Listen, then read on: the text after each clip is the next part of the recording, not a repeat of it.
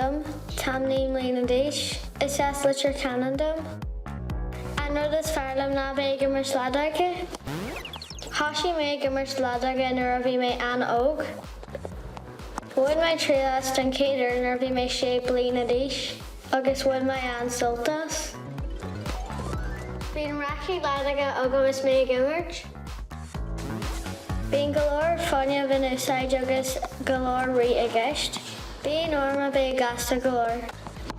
Tánaíonn sé lom mar thuigim spréad am a cairte ag an club ladaige.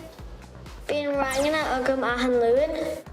Bhí mé gimmart in éad am a char Josh go minic.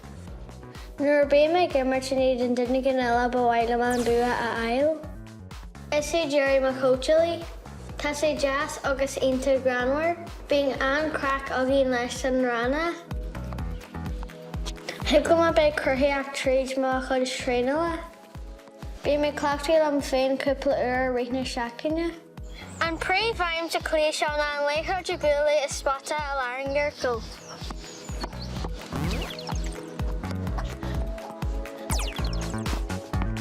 Bí mé clachtaí chunas an léithre de thurbhal. Chuna an léithre de thurbhal caitú an racad a chur ciúil a cion, caithín léithre tús agus an sin é a bhuailú.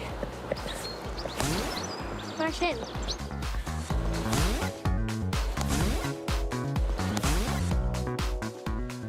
Bín an crack agam ag trí rudí nua leis an racad. Ligann sé dom a bheith cruthaíach.